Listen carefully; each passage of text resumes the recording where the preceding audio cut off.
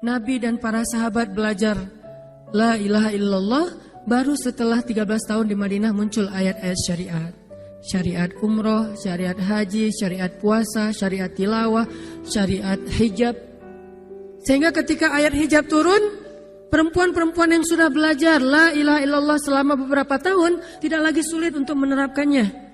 Begitu ayat hijab turun dibacakan oleh Nabi di dalam masjid, semua sahabat-sahabat mendengar itu dengan sangat perhatian. Lalu mereka semuanya pamitan, ya Rasulullah kami ingin pulang. Ngapain pulang? Mau ngasih tahu ke istri-istri kami supaya berhijab. Emang kamu punya istri? Oh iya ya, enggak.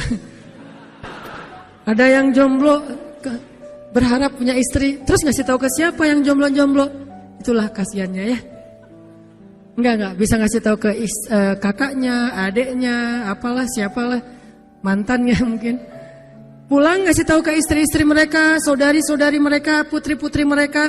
Dan perempuan yang mendengar ayat ini dibacakan langsung menutup kepala mereka dengan benda apapun yang ada di tangannya. Mau jemuran, mau baskom, mau apa. Pokoknya pegang apa, tutup langsung. Hijab. Kenapa? Ini perintah Allah. Gak mungkin Allah memerintahkan kita sesuatu kecuali ada kebaikan di dalamnya. Itu aja pertimbangannya. La ilaha illallah. Bukan kenapa? Kan lebih nyaman gak pakai hijab. Kan ini, kan itu. Enggak. Satu aja alasannya. Alasan la ilaha illallah. Kalau ini perintah Allah, sami'na wa ata'na. Itu dampak dari la ilaha illallah. Dikasih perintah sesulit apapun, termasuk Zainab dengan Zaid bin Harisah. Pernah kan baca kisah Zainab di surat Al-Ahzab? Mungkin kapan-kapan kita bahas itu. Efek dari la ilaha illallah. Tiba-tiba Nabi datang kepada Zainab. Sebetulnya Zainab ini ada hati kepada Nabi Muhammad. Siapa sih yang gak punya hati untuk Rasulullah ya? Semua cewek juga pasti mengidam-idamkan pengen jadi istri Nabi. Karena otomatis istri Nabi itu adalah dijamin surga. Siapa yang gak pengen jadi istri Nabi? Di surga nanti punya rumah, satu rumah dengan Nabi. Kan keren banget. Kita bisa jadi tetangga Nabi aja di surga udah keren banget. Apalagi serumah dengan Nabi. Semua cewek juga pengen jadi istri Nabi, termasuk Zainab. Dan itu hal yang wajar. Pas Nabi datang ke rumah Zainab, Zainab udah kegeeran. Nabi bilang kepada keluarga Zainab, saya ingin melamar Zainab. Zainab udah bahagia. Untuk Zaid, untuk Zaid, bukan untuk Rasulullah. Zaid? Siapa Zaid? Anak angkatnya Nabi Muhammad SAW, bekas budak. Mirip-mirip dengan Julaibib. Julaibib itu edisi Madinah, Zaid itu edisi Mekah. Ada dua cowok jomblo yang sama-sama pernah diuji dengan masalah jodoh. Zaid edisi Makkiyah, Julaibib edisi Madaniyah. Dua-duanya jomblo. Dua-duanya orang biasa, gak punya daya tarik. Followersnya gak ada, 0. Bukan selebgram sama sekali.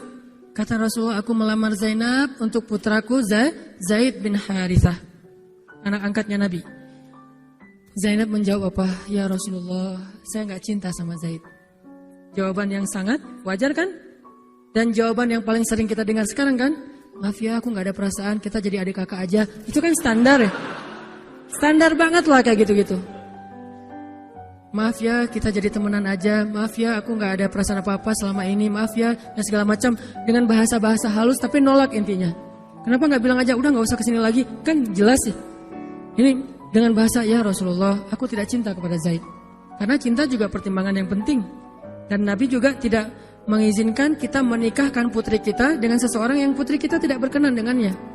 Tetap harus ditanya, ya Rasulullah, saya tidak cinta dengan Zaid. Turun ayat. Katakan kepada orang-orang yang beriman, laki-laki dan perempuan, kalau Allah sudah memerintahkan sesuatu, tidak ada kalimat yang keluar dari lisan mereka kecuali sami'na wa ata'na. Nabi bacakan ayat ini kepada Zainab. Zainab mendengar, ya Rasulullah, Allah yang menyuruh ini. Ya kata Rasulullah, sami'na wa ata'na. Kebayang gak tuh? Efek dari apa? La ilaha illallah. Jadi la ilaha illallah itu bukan cuma kalimat zikir, bukan cuma kalimat doktrin ideologi, bukan cuma masalah teologi secara teoritis, bukan. Ini dampaknya kepada akhlak, dampaknya kepada ibadah, dampaknya kepada banyak pilihan hidup dari la ilaha illallah. Orang kalau nggak baik la ilaha illallah pasti susah memilih pilihan-pilihan dalam hidupnya. Kalau tidak baik la ilaha illallah pasti susah untuk berperangai, sabar, memaafkan. Itu semuanya ada hubungannya dengan la ilaha illallah. Sama kayak Abu Bakar, ketika dia sakit hati kepada orang yang memfitnah anaknya, dia cari tahu siapa orang yang pertama menyebar hoax tentang Aisyah. Ketahuan, dilaporin, diperkarakan sama Abu Bakar. Tiba-tiba turun ayat dari Allah. Janganlah orang yang memiliki kelebihan harta di antara kalian bersumpah untuk tidak lagi membantu saudaranya gara-gara sakit hati. Hendaklah dia berlapang dada dan memaafkan. Itu perintah Allah. Berlapang dada dan memaafkan. Terus konsekuensinya apa? Balasan janji Allah apa? Ala tuhibbuna ayyaghfirallahu lakum? Tidakkah kamu suka jika Allah memaafkan juga kesalahan-kesalahan kamu? Jadi deal-dealannya dengan Allah, bukan dengan makhluk. Enak aja saya maafin dia, untung di dia, rugi di saya. Enggak. Kalau kita transaksinya dengan makhluk, kita rugi. Tapi kalau kita transaksinya dengan Allah, kita untung. Libatkan Allah dalam urusan kita. Dan ini gak mungkin kita lakukan kalau gak baik. La ilaha illallahnya. Allah nawarin kepada Abu Bakar. Ala tuhibbuna ayyaghfirallahu lakum? Tadinya Abu Bakar kesel banget sama tuh cowok. Terus turun ayat ini. Wal ya'fu wal yasfahu. Hendaklah dia memaafkan dan berlapang dada. Abu Bakar berat. Tiba-tiba Allah katakan, ala tuhibbuna ayyaghfirallahu lakum? Bala ya Rob. Kata Abu Bakar, tentu ya Allah kalau gitu saya akan maafkan. Demi supaya Allah memaafkan kesalahan saya. La ilaha illallah. Zainab, sami'na wa ata'na. Ya udah saya terima Zaid ya Rasulullah. Alhamdulillah. Datang Nabi ke Zaid. Zaid, mau gak nikah sama Zainab? Sebetulnya mau banget, tapi gak pede. Zaid takut Zainab nanti jadi terpaksa menikah dengan Zaid, jadi gak nyaman. Zaid juga gak mau menyulitkan Zainab. Ya Rasulullah, saya gak pantas untuk Zainab. Kata Zaid. Dibacakan lagi ayat ini. Ya Zaid, ini perintah Allah. Oh gitu ya Rasulullah. Sami'na wa ata'na. Buat Zaid sih gampang lah ya. Udah ada legalisasi ini dari Allah. Kalau gitu, ini bukan saya ya Rasulullah yang mau ya. Allah kan yang nyuruh. Ya, saya emang gak mau maksa gitu ya. Tapi kalau Allah yang nyuruh, ya udah apalagi saya gak punya pilihan dong gitu. Padahal Zainab siapa sih yang gak mau cowok sama Zainab? Nikahlah Zainab dengan Zaid. Dan yang menjadi semacam khutbah nikahnya adalah Rasulullah SAW. Kebayang gak Zainab tuh punya hati ke Rasul, tapi Rasul yang mengkhutbahi nikah Zainab dengan orang yang Zainab gak cintai. Kebayang gak perasaan Zainab tuh? Ketika akad nikah, Nabi jadi saksi. Saya terima kata Zaid nikahnya Zainab binti Jahsy dan segala macam. Zainab kebayang gak ada Nabi di situ? Lalu setelah selesai akad nikah ditanya kepada Nabi, sah ya Rasulullah? Sah. Dan Nabi juga gak mau mempersulit. Gak sah. Kenapa? Harusnya sama saya. Enggak. Nabi orangnya fair.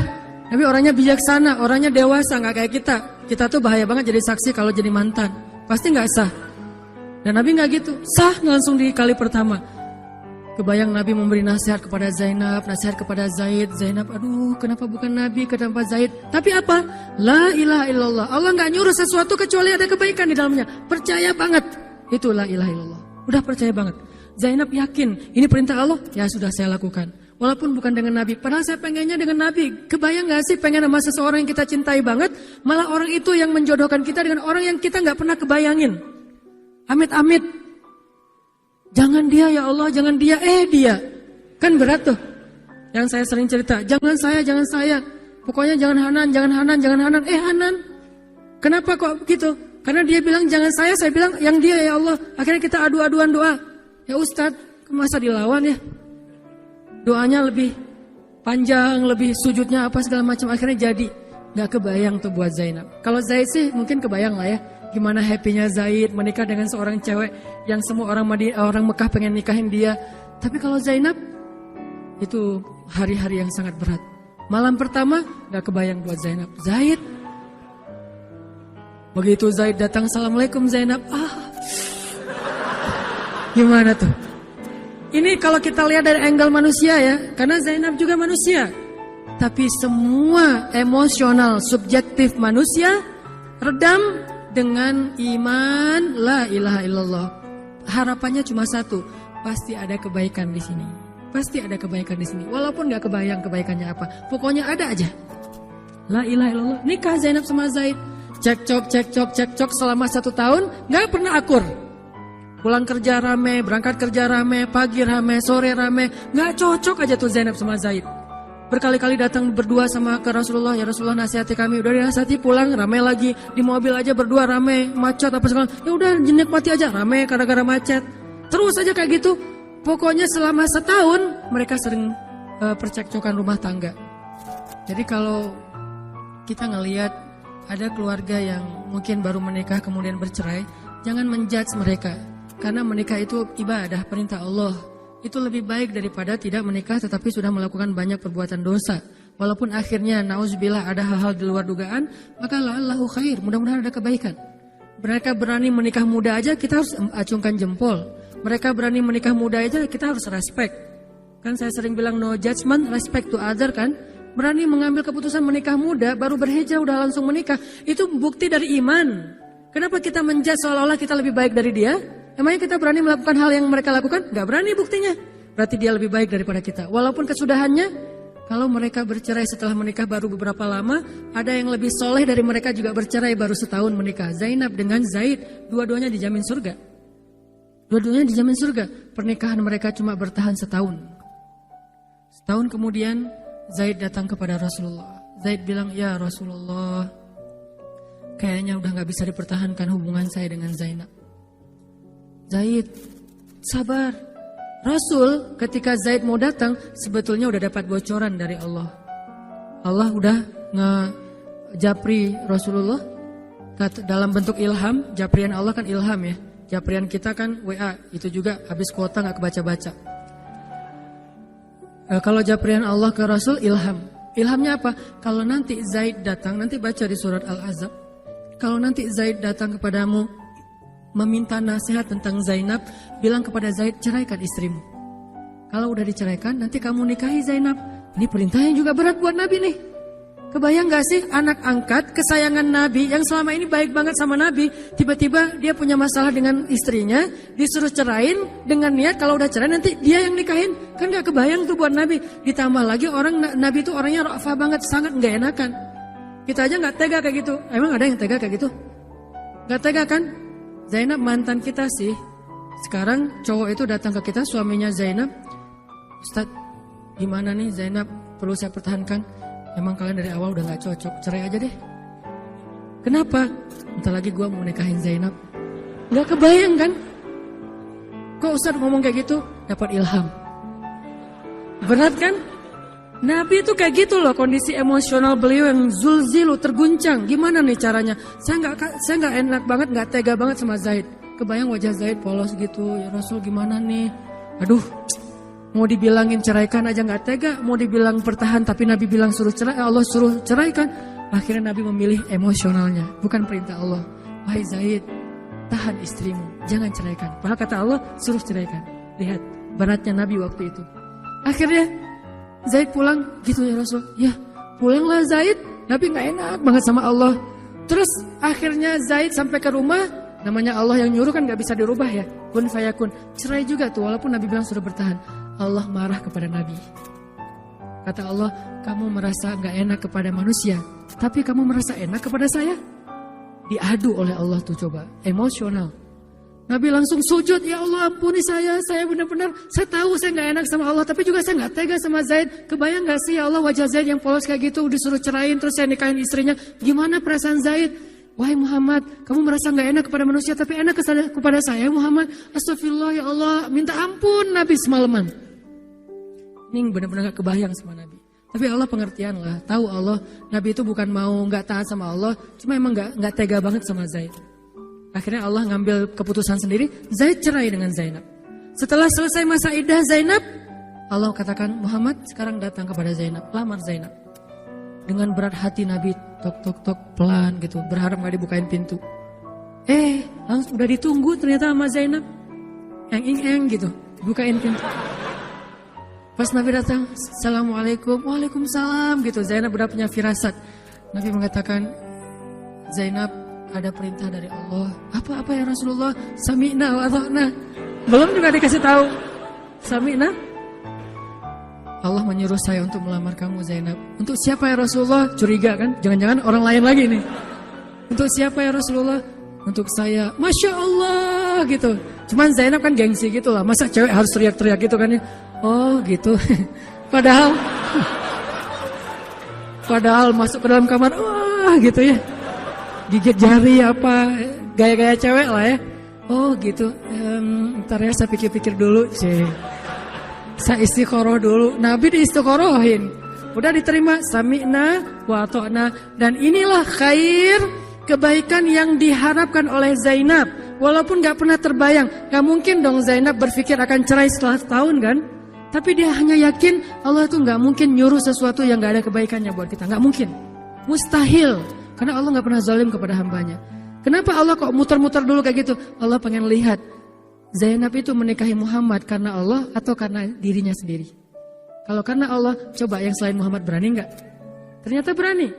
Karena itu dia menjadi layak untuk Muhammad. Kalau dia gak menerima Zaid, mungkin Zainab tidak akan pernah jadi istri Nabi karena tidak layak. La'allahu khair. Ini buah dari la ilaha illallah. Begitu juga yang masih culun-culun, yang mungkin badannya belum kebentuk, yang jerawatan misalnya kayak gitu, tiba-tiba memimpin pasukan militer yang jumlahnya ribuan, yang barisan pertamanya kibarus sahabah, sahabat-sahabat senior, as-sabiqun al-awwalun minal muhajirin wal ansor. Termasuk siapa di dalamnya? Abu Bakar dan Umar. Kebayang gak tuh? Memimpin pasukan yang di belakangnya itu Abu Bakar dan Umar. Maju! Abu Bakar dan Umar. Ya, maju. Usama. Kebayang Usama yang nyuruh. Abu Bakar. Segaya. Umar maju. Zaid, anaknya Zaid. Tapi tidak ada yang bisa membantah. Kenapa? Itu wasiat Nabi sebelum wafat. Aku perintahkan kalian untuk dipimpin oleh Usamah bin Zaid. Karena dia adalah anak muda yang luar biasa. Itu hadiah Allah untuk Zaid. Karena dulu mau menikahi Zainab walaupun hatinya sebetulnya tidak mau. La'allahu khair, la ilaha illallah. Masing-masing dikasih kebaikan dengan cara-cara yang berbeda.